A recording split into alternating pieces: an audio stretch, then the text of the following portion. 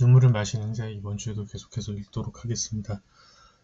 개인적으로 책 읽는 거를 굉장히 좋아했었고 굉장히 오랜 시간 동안 여러 책을 읽으면서 제가 살아온 인생에 굉장히 많은 도움이 됐기 때문에 이 유튜브를 시작을 했고요.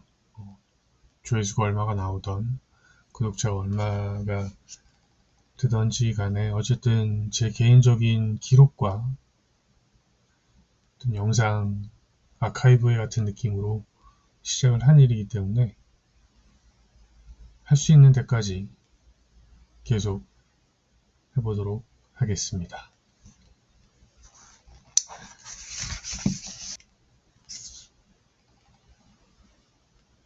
그리고 스바치와 카루는 야외 생활에 대한 조언을 늘어놓기 시작했다. 그들이 경쟁적으로 늘려주는 지혜를 정리하면 다음과 같다. 키보렌에서 나가가 굶어 죽는다는 것은 거의 불가능하지만 사냥에 충분히 능숙해지기 전까지는 그런 황당하고 수치스럽기까지 한 사망의 가능성도 있다. 심장을 뽑은 나가는 사고로 죽지는 않는다는 것을 명심하고 언제나 과감하게 행동하라. 흥이 오른 카루는 자신의 첫 사냥 때 멧돼지의 엄니에 깨인 채로 질질 끌려가면서도 그 목을 졸라 죽였다는 믿기 어려운 이야기를 꺼내어 화리트를 목 놓아하게 만들었다.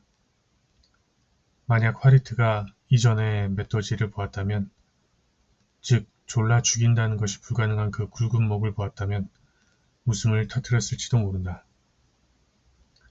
고마워요. 자신이 사냥했던 멧돼지를 윤과 대적이 가능한 괴수로 만들고 있던 카루는 잠깐 어리둥절해하며 화리트를 바라보았다. 화리트는 다시 한번 감사했다. 고마워요. 카루는 무슨 이름이냐는 듯이 물으려 했다. 하지만 카루는 곧 마음을 바꿔 먹고는 씩 웃었다. 가서 심장을 뽑자고. 스바치 또한 씩 웃었다. 화리트는 더 이상 느리지 않은 채 친구가 걸어간 길을 따라 걸었다. 호위자들과 헤어져 심장탑 안으로 들어왔을 때 륜페이는 이미 결심을 굳힌 상태였다. 달아나겠어. 그러나 주의할 점이 있는데 륜이 그런 결심을 한 것은 그때가 처음이 아니었다는 점이다. 륜페이는 11살 때 그 결심을 했다. 따라서 심장탑에 들어서는 순간 륜의 생애 중 11년은 소나기를 맞은 흙덩이처럼 힘없이 녹아 사라졌다. 결과적으로 륜은 그 순간 11살 소년으로 돌아가 버렸다. 물론 륜 자신은 그것을 깨닫지 못했고 그래서 륜은 자신이 22살 청년의 이성과 판단력으로 행동하고 있다고 믿었다. 하지만 심장탑 1층의 홀에 아무와도 눈을 마주치기 싫다는 듯한 얼굴로 서 있다가 느닷없이 복도를 향해 질주하는 것이 과연 성인의 행동인지 의심스럽다. 어쨌든 류는 달려갈 때 놀란 눈으로 그를 바라보는 나가가 최소한 7명은 넘었다. 언제 수호자들이 와서 그들을 데려갈지 모르는 상태에서 자리를 비운다는 것은 절대로 상식적인 행동이 아니었다. 하지만 놀란 나가들이 류를 부르기도 전에 류는 이미 복도 저 안쪽으로 사라져버렸다. 나가들은 잠시 당황했지만 그들 역시 자리를 비울 마음은 들지 않았기에 잠자코 기다리기로 했다. 적출 공포증이라는 느낌이 잠깐 오갔을 뿐 잔뜩 흥분한 그들은 곧 륜에 대해 잊어버렸다. 륜은 복도를 달리면서 한 가지 생각만 하고 있었다. 다른 출입구를 찾아야 해. 정문으로는 나갈 수 없다. 심장을 가진 상태로 나가들이 잔뜩 기다리고 있을 정문으로 나갔다가는 무슨 일이 일어날지 알 수 없다. 호위자들도 더 이상 없었다. 심장탑에서 나올 처녀들에게 관심이 없는 륜의 호위자들은 모두 페이 저택으로 돌아갔을 테고 설령 그들이 남아 있었다 하더라도 심장을 가진 륜을 보호해주진 않을 것이다. 심장에 생각이 미친 륜은 기겁하며 멈춰섰다. 그는 자신의 가슴을 만져보았고 심장이 격렬하게 뛰는 것을 깨닫고는 공포에 빠져버렸다. 물론 심장탑의 수호자들은 심장을 가진 륜을 보더라도 놀라거나 하지는 않고 대신 길을 잃었겠거니 생각해 줄 것이다. 하지만 수호자들에게 발각될 경우 류는 꼼짝없이 끌려가 적출을 당할 것이며 그것은 륜에게는 윤으로서는 절대로 받아들이고 싶지 않은 귀결이었다. 다행히 류는 심장탑의 내부 구조를 알고 있었다. 완벽하게 알고 있는 것은 아니지만 자신이 어디쯤에 있는지 짐작할 수 있을 정도는 되었다. 주위를 둘러보며 오래전의 기억을 더듬은 류는 자신의 동쪽 계단이 가까이 다가왔다는 것을 깨달았다. 동쪽 계단을 통해 올라가면 전시실과 창구, 특수 독서실이 나타난다는 것을 떠올린 류는 그 시설들이 모두 적추식과는 아무 관계가 없다는 것을 깨닫고는 속으로 쾌재를 올렸다. 심장탑의 모든 수호자들은 적추식을 치르느라 정신이 없을 것이다. 결정을 내린 류는 재빨리 동쪽 계단을 향해 나아갔다. 하지만 2층의 전시실과 창고에 다다른 류는 낭패감을 느껴야 했다. 적추식 행사에 바쁜 수호자들은 그 시설들을 모두 잠궈두었다. 당연한 조치였지만 류는 자신이 숨어들 것을 간파하고 미리 잠가둔 것은 아닌가 하는 비이성적인 공포까지 느꼈다.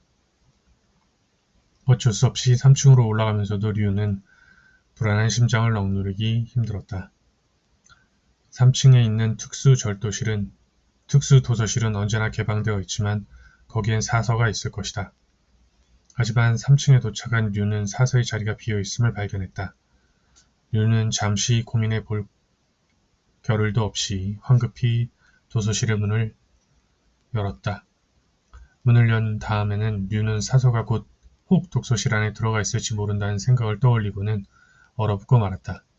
하지만 독서실 안은 텅 비어 있었다. 류는 재빨리 도서실 앞으로 뛰어든 다음 문을 도로 닫았다. 그 순간에는 류 또한 소리라는 것에 신경 쓰지 않는 나가였다. 문은 부서질 듯한 엄청난 소리를 내며 닫혔다. 심장탑의 홀에 들어선 화리트는 여기저기서 웅성거리고 있는 나가들을 보며 공황 비슷한 감정을 느꼈다. 22년 동안 자신의 집과 심장탑, 그리고 친구의 집 정도만을 오갔던 나가에게 그렇게 많은 나가들의 모습은 당연히 충격으로 다가왔다. 물론 도로에서도 많은 나가들을 볼 수 있지만 그때엔 언제나 호위자들이 함께 있었다. 하지만 지금 그는 혼자였다. 가까스로 화리트는 다른 자들 또한 같은 기분일 거라는 사실을 떠올렸다. 그러자 화리트는 약간의 우월감 같은 것도 느낄 수 있었다. 수련자인 화리트에게 심장탑은 익숙한 건물이었다. 다른 자들은 아마도 화리트보다 훨씬 주눅들어 있을 것이다. 하지만 홀을 둘러본 화리트는 자신의 생각이 틀렸다는 것을 알게 되었다. 나가 처녀들은 청년들에게 적추식이 끝난 다음 방문하겠다는 약속을 받아내느라 여념이 없어서 심장탑의 내부 같은 것에는 관심도 없는 것 같았다. 그리고 청년들 또한 수줍게 처녀들을 피한 채 자신들에게 모여 어떤 저택에 누가 가임기라느니 어떤 저택이 느긋하게 머물기 좋으니 하는 이야기를 나누느라 정신이 없었다. 수련자인 그에게 아무 관련이 없는 내용들이었기에 화이트는 어떤 대화에도 참여하지 않은 채 조용히 홀을 가로질렀다. 홀을 가로지르던 도중 화이트는 페이 가문의 이름이 여러 번 거론되는 것을 들을 수 있었다. 화이트는 쓴 웃음을 지었다. 이들 중 정말 페이 저택을 방문할 만큼 용감한 청년은 별로 없을 것이다. 언제나 많은 방문자들이 머무르는 페이 가문에 방금 심장을 적출한 청년이 찾아갔다간 풋내기 취급을 당할 것이 분명하다.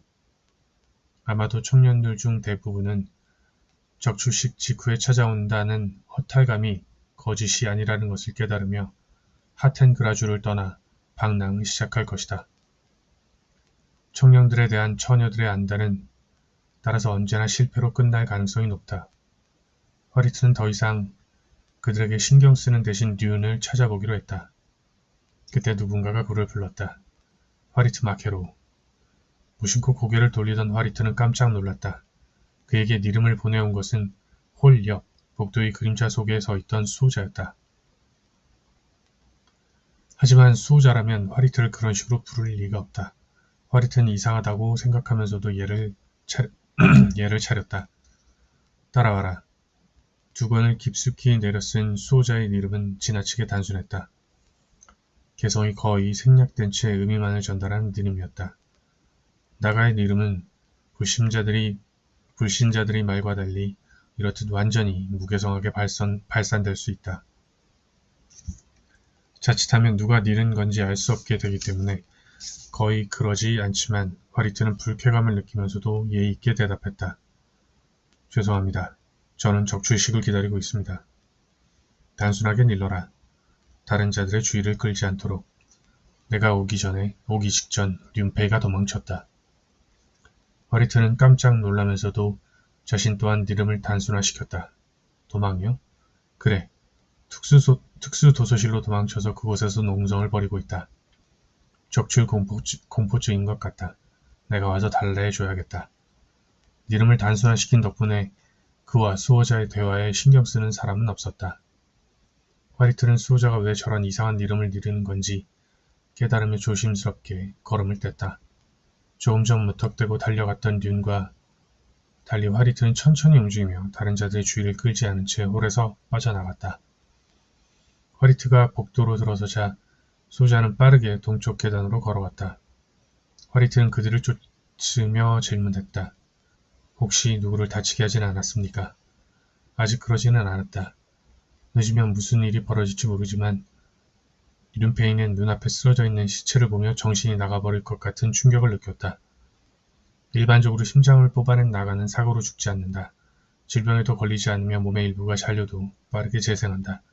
하지만 완전히 불사체라고는 할 수 없는데 지금 륜의 앞에 놓여있는 시체처럼 그 몸이 두 자릿수 이상의 조각으로 나눠진다면 제 아무리 나가라도 죽지 않을 도리가 없다. 하지만 그 시체는 여전히 나가의 특성이 남아있었다. 륜은 덜덜 떨리는 무릎을 힘겹게 구부려 시체 조각들 사이에 한쪽 무릎을 꿇었다. 뭐라고 하셨습니까? 시체 조각들 사이에서 이름이 들려왔다. 돌려다오. 륜은 심하게 떨리는 손으로 바닥에 떨어져 있던 머리를 툭 건드렸다. 머리는 한번 기우뚱했지만 똑바로 뒤집어지지 않았다. 륜은 이를 악물며 그 머리를 들어올린 다음 똑바로 돌려놓았다. 한쪽 눈은 완전히 파괴되어 있었고 다른 쪽 눈 또한 심하게 부어 있었지만 어쨌든 잘려진 머리는 륜을 똑바로 보게 되었다. 걷잡을 수 없는 공포에 륜이 혼절하기 직전 그 머리가 미역한 이름을 보내었다. 라르칸드. 륜은 흠칫하며 다시 머리를 직시했다. 끔찍한 몰골이었지만 륜은 가까스로 그 얼굴에서 자신이 알던 이름을 떠올릴 수 있었다. 유백스 사서님이십니까?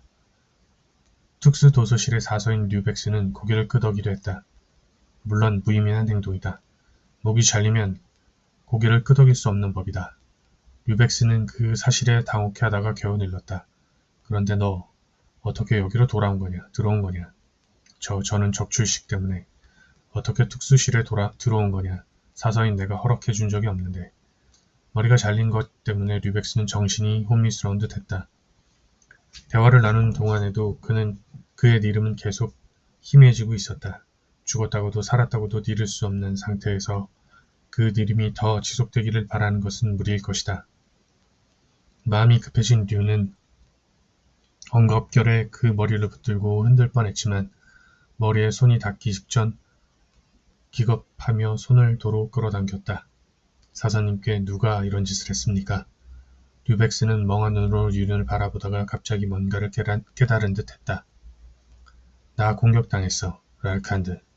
내가 죽었나? 누가 그랬습니까? 누가 사사님을 이렇게 해놓았습니까? 류백스의 머리는 아무 대답이 없었다. 이름으로도 표정으로도 류는 마침내 사서가 죽었다고 생각했다. 하지만 륜이 일어나려 할 때 류백스의 머리에서 가느다란 이름이 흘러나왔다. 마케로우. 륜의 뒤통수를 한 대 맞은 것 같은 류는 뒤통수를 한 대 맞은 것 같은 기분을 느꼈다. 마케로우라니. 류는 아무리 생각해보아도 화리트가 특수도서실의 사서를 난자한 다음 서가 뒤편에 숨겨놓을 이유를 짐작할 수 없었다. 류는 다시 무릎을 꿇은 다음 류백스의 머리를 향해 있는 힘껏 정신을 쏟아부었다. 어떤 정신의 흐름이 느껴졌다. 유백스의 정신인 줄 알고 반가워하던 류는 그러나 잠시 후 방향이 다르다는 것을 깨달았다. 누군가 특수 도서실을 향해 달려오고 있었다. 공포가 되살아났다. 륜의 눈길은 사서의 시체를 향하고 있었지만 륜이 보고 있는 것은 요수비의 지독했던 마지막 모습이었다. 거의 무의식 중에 륜은 류백스의 몸이 숨겨져 있던 서가 뒤편으로 숨어들었다. 그곳은 눈길이 거의 닿지 않는 곳이었다. 류백스의 미약한 정신이 아니었다면 륜 또한 류백스의 시체를 발견할 수 없었을 것이다. 륜이 그 은밀한 장소에 몸을 숨겼을 때 도서실의 문이 요란한 소리를 내며 열렸다. 그리고 륜에겐 너무나 익숙한 이름이 들려왔다. 륜페이. 화리트의 이름이었다. 친구의 절절한 이름을 들은 순간 륜은 일어설 뻔했다. 그러나 친구의 이름을 이르기 직전 륜은 자신이 도망자라는 사실과 유백스의 마지막 이름을 떠올릴 수 있었다. 륜은 다시 몸을 웅크렸다. 그리고 서가에서 책 하나를 살짝 밀어내었다. 그러자 책 사이로 틈이 생기며 문 쪽을 훔쳐볼 수 있게 되었다. 문 쪽에 서 있는 화리트를 보았을 때 류는 다시 일어서고픈 충동을 느꼈다. 하지만 화리트의 뒤편으로 수호자 한 쌍이 걸어 들어오는 것을 본 류는 다시 몸을 움츠렸다. 화리트의 뒤를 따라온 수호자는 주권을 깊숙이 내려쓰고 있어서 누군지 알 수 없었지만 수호자의 옷만으로도 류의 두려움을 자극하기엔 충분했다. 두려움에 빠진 류는 자폐증을 일으킬 정도로 자신의 정신을 심하게 폐쇄했다. 그때 류는 이상한 것을 보았다. 화리트의 뒤를 따라온 수호자가 문 옆쪽의 서가로 다가갔다. 수호자의 손이 서가 뒤쪽을 더듬었고 잠시 후 그 손엔 피 묻은 사이코 한 자루가 들려졌다. 륜이 혼란과 공포 때문에 굳어있을 때 수호자는 천천히 화리트의 뒤편으로 다가갔다. 그리고 수호자는 무방비하게 서있던 화리트의 등을 향해 사이코를 휘둘렀다. 류는 비명을 내질렀다. 하지만 그 비명은 그의 내부에서만 메아리 쳤다. 류는 깨닫지 못했지만 그는 아직도 정신을 다다걸고 있었다. 사이코의 경이적인 예리함 때문에 화리트는 잠깐 동안 자신에게 무슨 일이 일어났는지 깨닫지 못했다. 하지만 조금 후 화리트는 힘없는 신음을 토하며 아래로 무너졌다. 동시에 그의 등에서 피가 세차게 뿜어져 나왔다. 아직 심장을 가지고 있기에 화리트의 몸에선 무지스러운 기세로 피가 뿜어져 나왔다. 무지스러운 기세로 피가 뿜어져 나왔다. 수호자는 옆으로 슬쩍 움직여 그 피를 피했다. 왜? 화리트는 엎드린 채 니름을 바랬다. 수호자는 빙긋 웃으며 화리트의 몸을 걷어찼고 그러자 화리트는 똑바로 눕게 되었다. 그 얼굴을 향해 수호자는 천천히 두 번을 들어올렸다. 숨어있던 륜과 화리트가 동시에 같은 이름을 외쳤다. 비아스 마케로우. 비아스는 잔인한 미소를 지었다. 그리고 어리석은 동생아, 약을 쓸 줄 알았는데 이런 단순한 방법이 항상 최고지. 삶의 철학으로 삼으렴. 물론 그 철학을 오랫동안 지키긴 어렵겠구나. 화리트의 몸에서 쏟아져 나온 피를 보며 즐거워하던 비아스는 문득 생각났다는 듯이 덧붙였다. 넌 그 녀석처럼 여러 번 내리칠 필요는 없겠군. 화리트가 경련을 일으켰다. 설마 륜을? 아니, 내가 니르는 건 특수 도서실에 꼬장꼬장한 사서 유백스야. 약술 서적을 좀 찾아봐야겠다고 일렀더니 좋아하며 안내해 주더군. 그럼 륜페이가 도망쳤다는 건 사실이야. 아까 홀에서 너를 기다리다가 그 녀석이 도망치는 모습을 봤어. 지금쯤 탑안 어딘가를 방황하고 있겠지. 비아스는 거의 자상하게 느껴질 정도로 친절하게 대답하며 서가 위쪽을 다시 더듬었다. 그 위에서 커다란 양피지 뭉치 같은 것을 꺼낸 비아스는 책상 위에 그것을 펼치더니 그 위에 사이코를 놓고 양피지를 말았다. 그 다음 비아스는 입고 있던 수호자의 옷을 벗은 다음 그것을 뒤집었다. 그러자 수호자의 옷은 나가의 학자들이 즐겨 입는 외출복 비슷한 것이 되었다. 옷을 다시 입은 다음 책상 위에 놓인 양피지 뭉치를 집어들자 비아스는 고명한 약술사의 모습으로 바뀌었다. 숨어있던 류는 마술을 보는 기분이었고 그것은 쓰러져 있던 화리트 역시 마찬가지였다. 비아스는 쓰러진 동생에게 만족스러운 미소를 보내었다. 내 피는 정말 아름답군.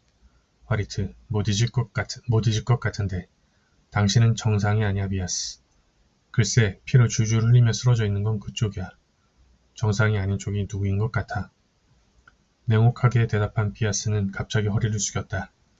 숨이 숨어있던 륜의 입에서 신음이 흘러나왔지만 비아스는 그 소리를 듣지 못한 채 쓰러져 있는 화리트의 입술에 키스했다. 화리트는 기겁하며 외쳤다. 저리 치워. 하지만 비아스는 한참 후에야 입을 댔다. 똑바로 일어선 비아스는 혀로 입술을 핥은 다음 우아하게 느껴지는 미소를 지으며 일렀다. 잘 있어 동생. 그리고 비아스는 문을 열고 밖으로 나갔다. 화리트는 죽이지 않고 떠난 비아스를 저주했다. 아마도 그녀는 그것을 원했을 것이다. 화리트가 그 자신의 피로 이루어진 웅덩이 속에 누워 고통 속에서 죽음의 순간을 기다리길 원했을 것이다. 지금껏 욕설 삼아 미루곤 했지만 이제 화리트는 확실히 미룰 수 있었다. 비아스는 완전히 미쳤다. 죽고 싶지 않아. 제발 누가 도와줘. 고통 때문에 정신이 집중되지 않았다.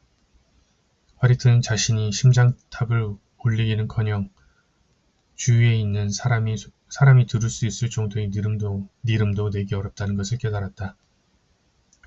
목소리를 내어볼까 했지만 화리트는 그것이 쓸모없다는 것을 알고 있었다.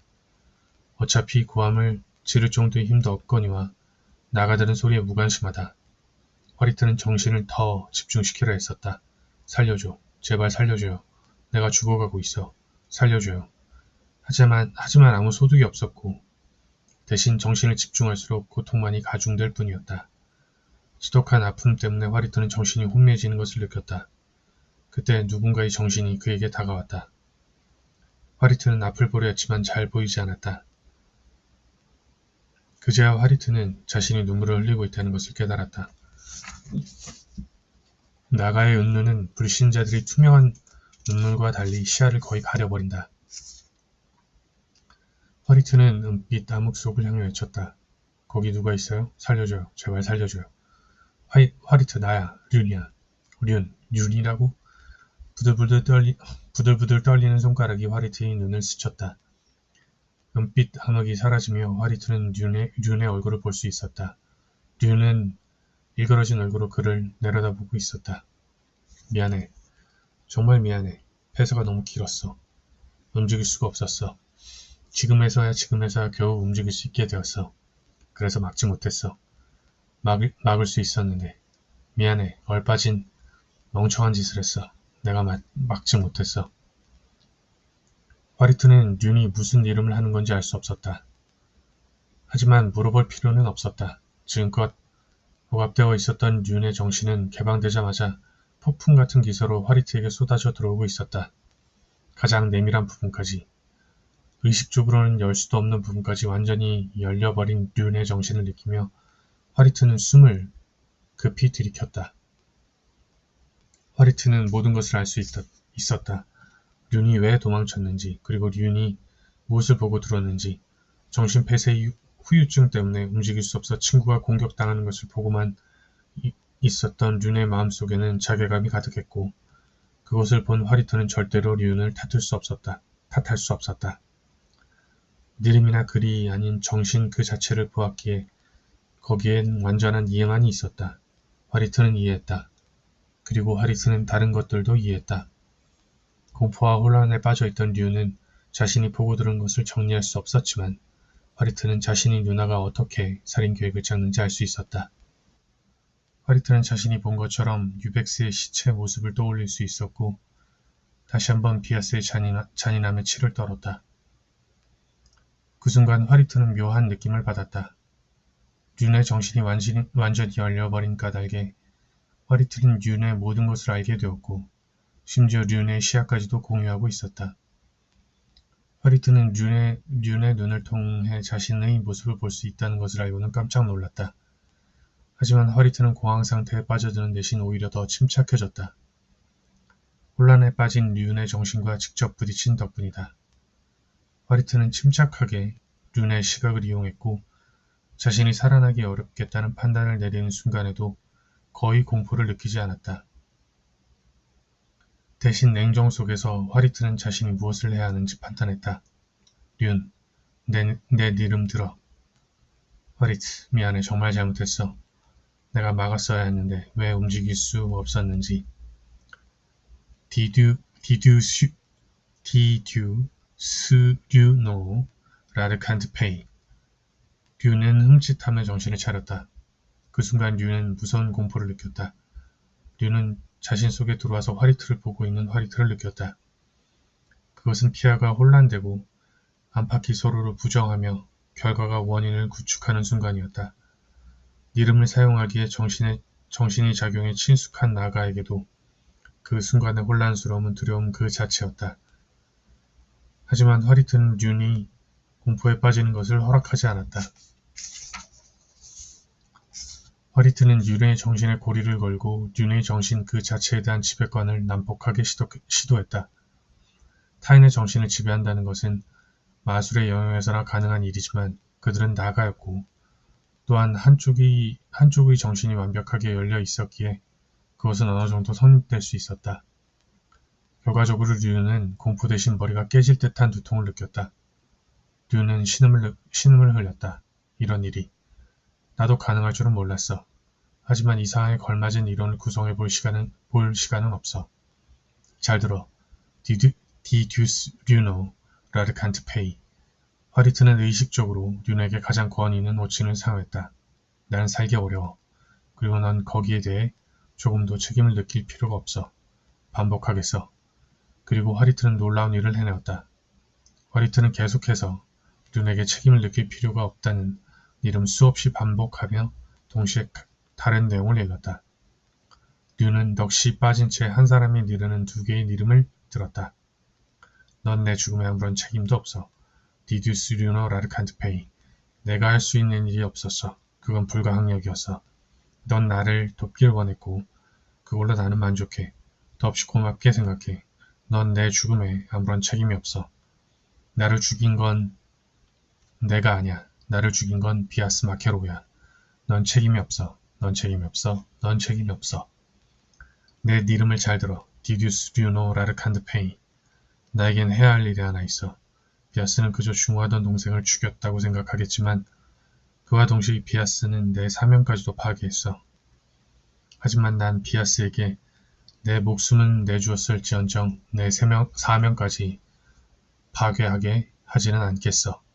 그러니 너에게 부탁하겠어. 내 사명을 대신 완수해줘. 내 마지막 부탁이야. 화리트는 륜의 친구의 죽음을 방기했다는 죄책감에 평생토록 시달리는 것은 조금도 원하지 않았다. 륜은 경악을 느끼면서도 정신을 다질 수는 없었다.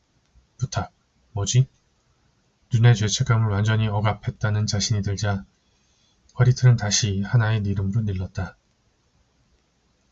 북쪽으로 북쪽으로 달려가. 아주 거대한 강을 만날 거야. 물은 강이지. 거기서 3명의 불신자를 만나게 돼. 불신자라고? 그래. 도깨비와 인간, 레코니아. 너를 안내할 자지. 노래를 불러야 해. 화리트는 다시 정신을 둘러 나눠 자신이 배운 노래를 륜의 정신 속에 심어놓으며 일렀다. 그게 신호야. 그러면 그 불신자들이 너를 데리고 한계선을 넘을 거야. 내 배낭을 가져가. 그 속에 도움될 물건들이 있어. 한샤 대사원의 주탁이 대선사를 만나. 그 인간이 해야 할 일을 가르쳐 줄 거야. 류는 이 충격적인 이름에 놀라 화리트를 바라보았다. 화리트는 힘없는 미소를 지었다. 그래, 내가 알고 있던 그 충실하고 보수적이고 언제나 도덕적인 일만 하는 수련자 화리트는 사실 음모꾼이야. 내 연기가 괜찮았어? 인간에게 무엇을? 왜?